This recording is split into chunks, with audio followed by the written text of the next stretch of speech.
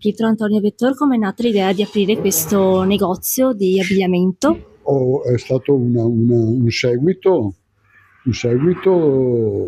una continuazione, che prima c'era il nonno, poi c'era mio papà, poi morto mio papà, le mie sorelle, che hanno appunto preso in mano un po' la situazione, poi nel frattempo sono maturato io e sono entrato, e così dopo di avermi sposato con Maria siamo andati avanti, abbiamo continuato, ampliato e portato avanti questo bel negozio fino ai giorni nostri. E cosa le mancherà di più del rapporto con i clienti? Beh, sicuramente diciamo è l'esperienza che hai continuamente a contatto con la gente. Poi tempo addietro c'era anche un po' più di soddisfazione nell'appunto trattare con la gente, dare questo servizio. Adesso è diventato un po' più freddo il rapporto, più veloce, meno filiale, però insomma tutto sommato non era neanche male. Purtroppo i tempi stanno cambiando e anche velocemente, per cui dopo il Covid ci siamo un po' guardati attorno e facendo anche un po' dei bilanci si vedeva che le spese aumentavano e il lavoro sempre buono, però calava per questo nuovo sistema di acquisto che è l'online, e quello già si è fatto sentire abbastanza pesantemente.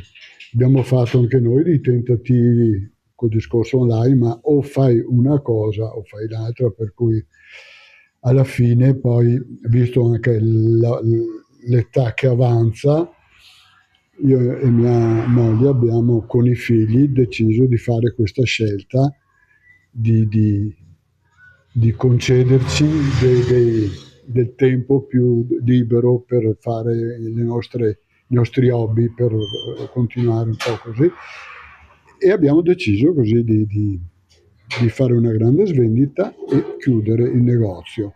È stato un passo difficile, un po' una decisione difficile da prendere, però è stata ponderata e valutata, e alla fine ci siamo resi conto che è il momento giusto per appunto staccare. I figli d'accordo, loro hanno scelto appunto di continuare poi con i mercati, per cui rimane una continuità, però cambiando genere, tenendo solo l'intimo e un po' di confezione, senza avere tutti questi multiarticoli, multimarche che a questi giorni non si riesce più a portare avanti, insomma, a mantenere.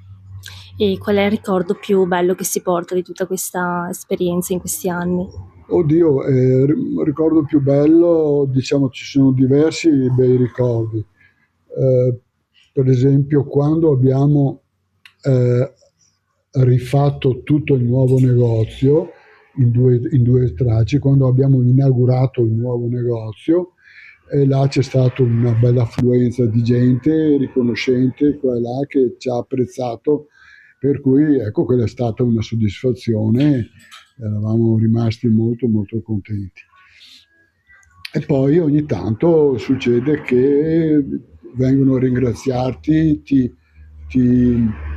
dicono ma avete la qualità superiore, una buona qualità, cioè ci sono stati parecchi momenti dove che hai avuto delle soddisfazioni. Perfetto, grazie. Prego.